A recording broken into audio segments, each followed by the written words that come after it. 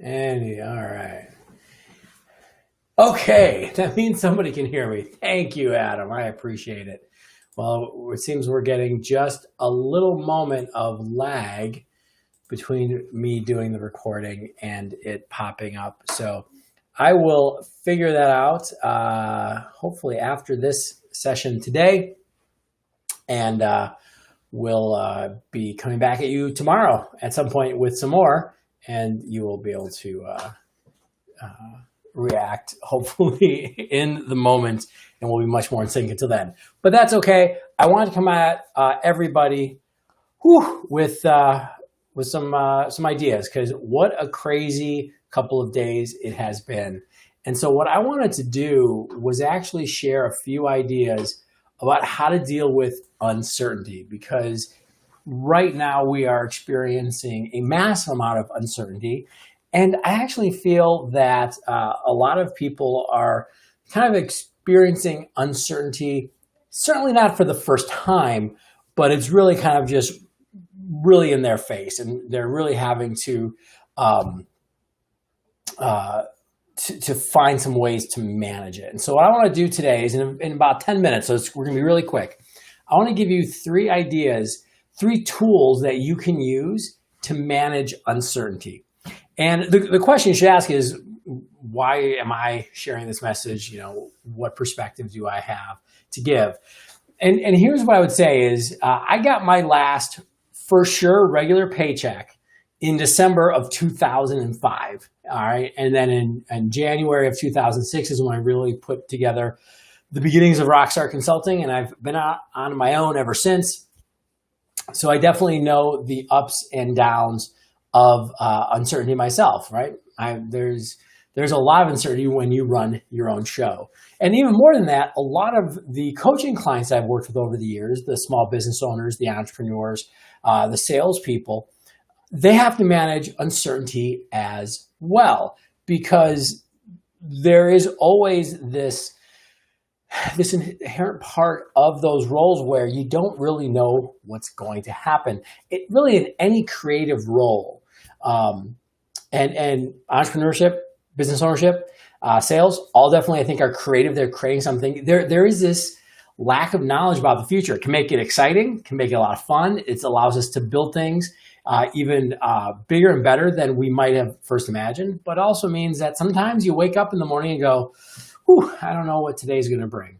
And so I want to give you a couple of things that you can do today, and hopefully you're doing great.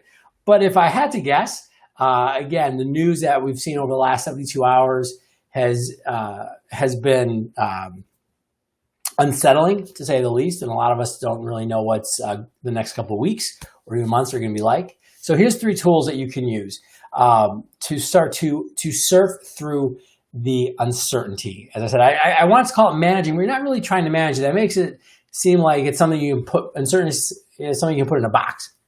That's not the way that we can approach this at all. Okay. So, and by the way, this isn't a therapy session either. I should say right from the start, I am not a licensed mental health expert in any way, shape, or form. So if you're feeling some real stress, please do get help. There's nothing wrong with that. Talk to people, whether it's just somebody that you're close to or somebody who is a trained medical professional. Nothing wrong with that. But here's the 3 things I'm going to suggest to you today. Number 1, embrace the negative feelings that uncertainty brings. Now, what do I mean by that? It's very common for people, and in fact, I've seen a lot of it the last couple of days, I've seen a lot of people who want to kind of shove the negativity of uncertainty and of these crazy times that we're in, and they just want to push it down. In fact, this definitely comes a lot in, I think, unfortunately, the kind of macho sales world or the entrepreneur world, who's like, hey, this is an opportunity. It's going to be amazing. You got to get out there and make it happen. Hey, there's a time and place for that message. And by the way, I don't think there is a reason to panic by any means right now. But if you aren't feeling some stress, if you aren't feeling freaked out or nervous, you might be a sociopath, right? So the first tool is to actually embrace those negative feelings instead of fighting it, because there's this old adage, what you resist persists.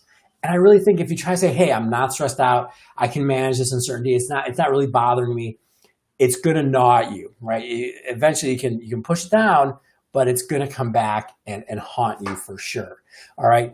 And while you're embracing those negative emotions, by the way, I'm not saying you should lash out at anybody or just fester within them, but give yourself some time to feel them. Cut yourself a little bit of slack.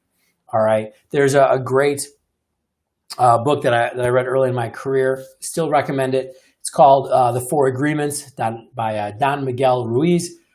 It's not a business book, but it still has some really useful information. And one of the four agreements is the idea of always doing your best, no matter what the best is for you in that day. And one of the things the book points out, and something that I've always really felt is important, is that your best is a dynamic, malleable, and changing thing. So when you showed up to work, whether that meant at your office or just at your desk, if you already work from home, or at your kitchen table because now you are working from home, and you were like, hey, how am I going to get through this day? Just do the best you can at that point. So important. Number two, the second way to manage uncertainty. And by the way, one thing I should point out is some of these will help for today, for sure, and for tomorrow and the next couple of weeks. But in some ways, these aren't Band-Aids. These are tools you can use moving forward. I think the world is an inherently uncertain place when we start paying attention. And just right now, we have to kind of pay attention to that fact. But here's a second tool. Label emotions and fears. Now, this may sound like kind of a Pollyanna, almost kind of satirical approach. It's like the Saturday Night Live thing. I'm good enough, I'm smart enough, and gosh darn it, people like me. I don't want to go down that road. But when you actually label the emotion, label the fears that you have, it does a couple powerful things. First, it actually puts it in true perspective. The second, it allows you then to attack the emotion or attack the fear. And attack's the wrong verb here, but just to actually start to work with that. Third, it allows you to communicate it more effectively. And the fourth is it actually then allows you to move past it. So the idea of even just your emotions right now, instead of just saying, oh, I'm so stressed out. Stress really isn't an emotion, right? What do you do with that? I'm stressed out. I don't know. Are you angry? Are you afraid? Are you confused? Are you just upset? Are you lost? Are you finding yourself really untrusting of the news? Wherever you're at, label it, because then you know what you're working with. And the same thing with fears. Like right now, there's a ton of fear. Uncertainty causes fear because we fear the unknown. Uncertainty is all about the unknown. It's about the future. It's about going, I don't know how long we're going to have this quarantine at my workplace. Or, hey, I'm coming from you in Illinois where they just closed all the bars and restaurants. How long is that going to last? Is it going to be a week, 2 weeks, a month? We've heard that there's this information coming from China that here's the curve and it's going to come back, or it's going to get worse, or it's going to get better. We don't know. Label the effect let me take that back. Label what effect you think will happen that is causing the fear. So I was talking with somebody the other day who were trying to manage whether or not they should, have their employees work from home, whether they could, even in this business, which wasn't an easy business where you can just have people work from home. It's kind of an in-person thing. But it was funny because then the conversation was, well, hey, if this goes on too long, we're going to have to lay people off.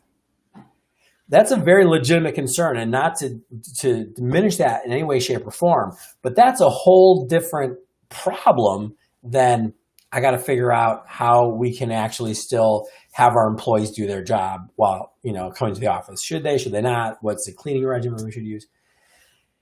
But just in talking to that individual, you could imagine where they're having struggles actually, again, coping with the stress because they're lumping it all together. So even just sitting down with a piece of paper and writing out, I'm afraid that this is going to happen. I'm afraid that, this will be the impact, or this result will happen, or, hey, I'm just really angry about this, or I'm very upset about this. I'm really bummed that I'm going to miss this.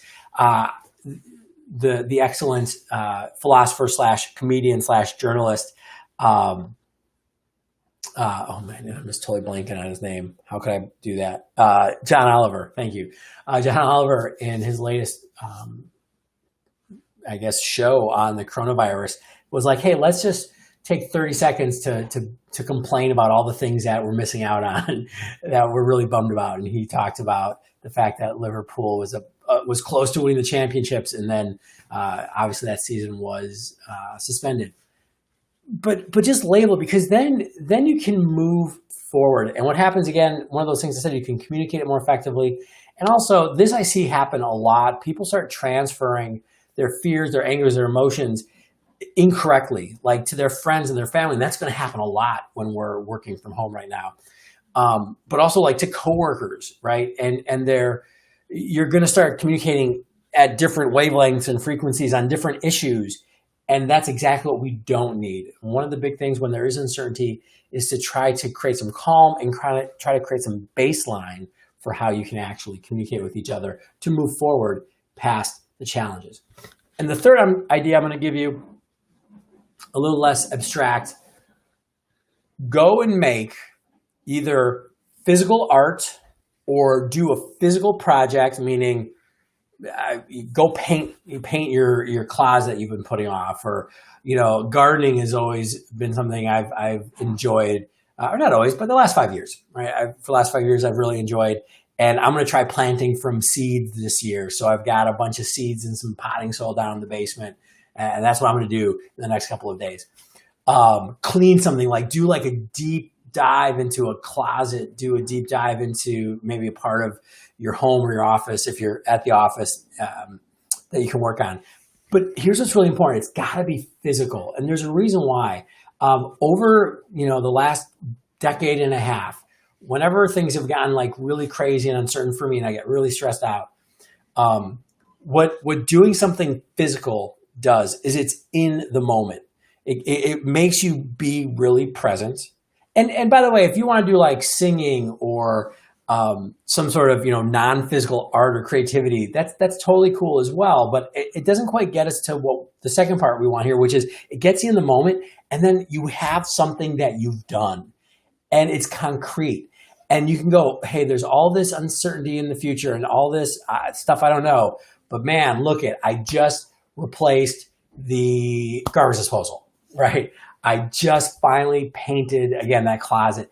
I just cleaned this, this is the basement that I want to clean. I'm going to be able to look at these these egg cartons full of seedlings and be like, boom, I did that. And that gives you that immediate stress relief of being in the moment, but also it just makes you feel better, because you can always kind of look back at that, and it kind of becomes a little flag, like I did that. I had control, which we have so very little control over, that I know that I have that I created something.